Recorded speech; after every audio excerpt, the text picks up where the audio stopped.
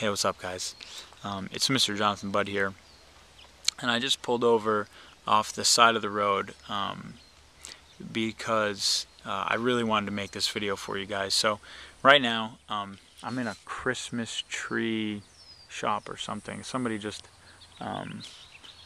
came over, and I was like in the middle of making a video for you guys, and he was like, "Hey, what the heck you doing here?" So I found this really sort of cool spot to sit under the shade and make this video for you, because I didn't want to lose the intention, the source of this video. You see, I came to San Francisco on a whim because I got an invitation to meet one of my most respected and cherished mentors in life, a man who has helped me tremendously grow in life, tremendously in my own awareness of life and of myself, and really things that just bring a deeper, broader, more vast sense of happiness, of peace, of love.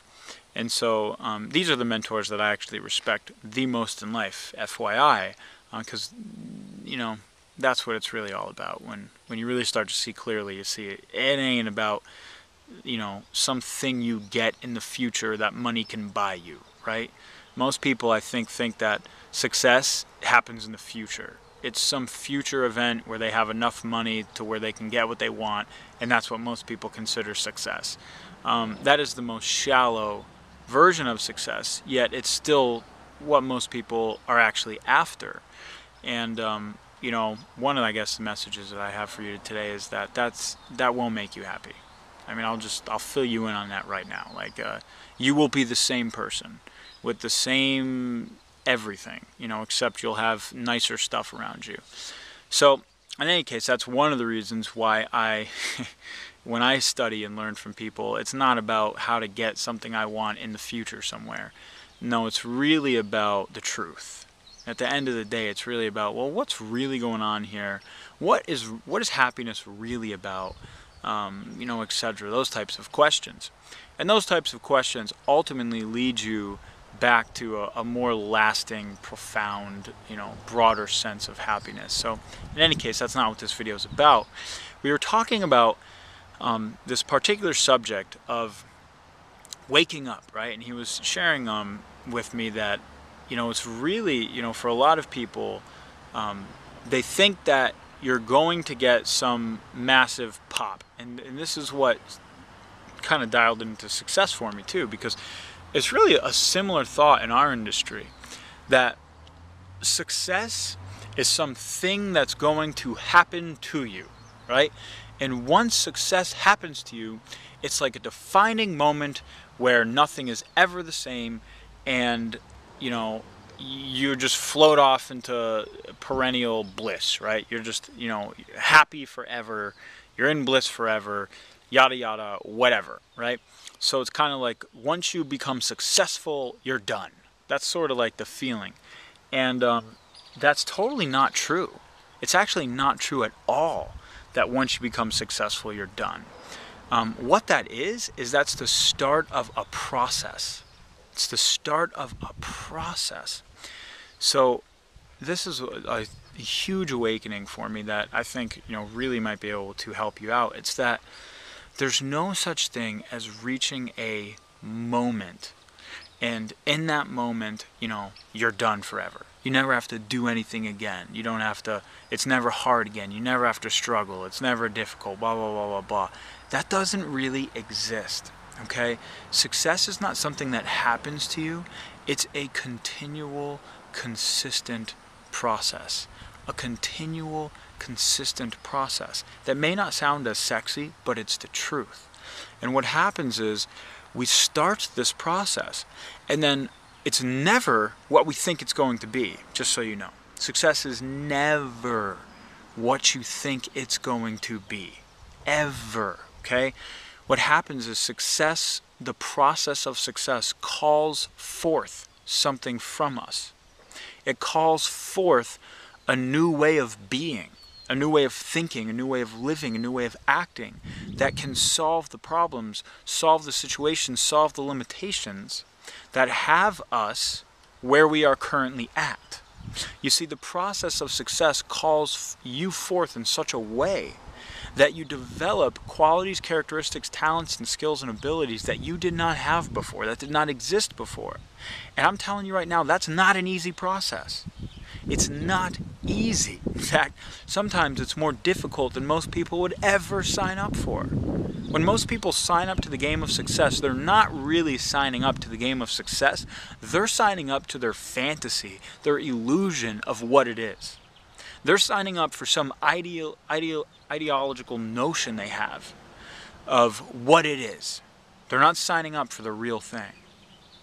And what I want you to make as a decision in your heart today is a commitment that you want the real thing. Okay, if you're committed to success, you are committed to success, right? Whatever that means. That means that if this process of success literally feels like it's going to kill you, you feel like you're dying it so hard, you're being challenged and tried and pulled and pushed and tested in more ways than you've ever been tested in your life before. You feel like a failure some days, you feel hopeful, inspired some days you feel you can't do it, some days you feel you have to do it, whatever it is, no matter how tough, no matter what happens. And maybe it's not that, maybe it's the easiest damn thing in the world. I don't know, no one knows. And that's the point. The point is that success is a personal process for every single person. It's a personal process for every single person, and you have got to be committed to it. If you really want to get it, get what this is really about. What is the lesson? What is your life really about? What does success mean to you? What are you going to have discovered by the end of this success journey?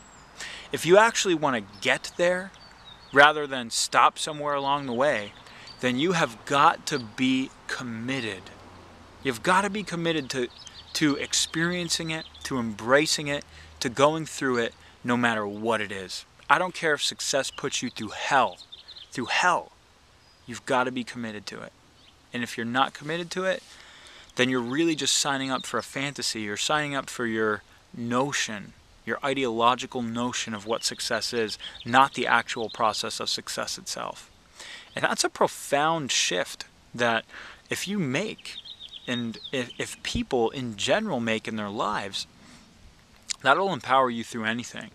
And that will really lead you to experiencing the fruition of your actions. You know, all the energy, all the action, all the work you're putting in. I would hate for that to be wasted. I would hate for that to see that wasted. Yet what happens when we're committed to an ideological notion, we're committed to our idea of what success should be or what it looks like, not what it actually is, then when it doesn't match up, when it doesn't look like how we think it's going to look, when it doesn't go how we thought it was going to go, we call ourselves a failure, you know, we blame the world, we blame this, we blame that, we blame ourselves, and ultimately we give up because that's the easier thing to do. And so if you're not going to do that, then you've got to be committed to the process of success no matter what it is. And what that means is you can't really ask for it to be anything different than what it is. You can't do it. If you ask for, oh, you know, God, please make it easier, universe, please make it easier, why is it? Nope. That's not being committed to the process of success no matter what it is. The fundamental shift that makes you powerful, that makes a human being powerful, is when we are able to be with what we're experiencing in life as it is and as it is not. It's both. When we can be with whatever our experience is as it is and as it isn't, then we've got power.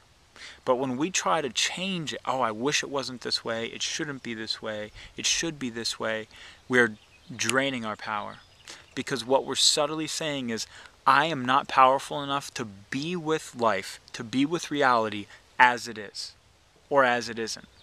I'm not powerful enough, I'm not strong enough, I'm not conscious enough, I'm not enough to be with my experience as it is or as it isn't. And subtly, if you look at your life, and you look at the lives of the people you know, and you look at just how human beings live, subtly, we can see everywhere, it's present everywhere, where people are just unwilling to be with things as they are or as they aren't. We're always running from things or trying to change things, or, you know, just acting from this place of deficiency, really is what it is. I can't be with it as it is and as it isn't. And that's why we lose our power. That's why we drain our power. So I wanted to make this video for you guys today because I know that it's not always easy out there, right? Sometimes it's tough. Sometimes it doesn't go the way we planned. In fact, almost all the time. What's the John Lennon quote I love? Somebody just shared with me yesterday. You know, life is what happens in between your plans, right? Life is what happens in between the plans you're making about it. It's pretty much it. That's life. And if we really want to live empowered, if you really want to see all the work you're putting in, the action, everything you're putting in come to fruition, then you've got to be willing to be with whatever you're experiencing as it is and as it isn't. Just be with it completely. And when you're able to be with it completely, no matter what it is, whether it's in relationships, whether it's challenges, whether it's money problems, whether it's difficulty,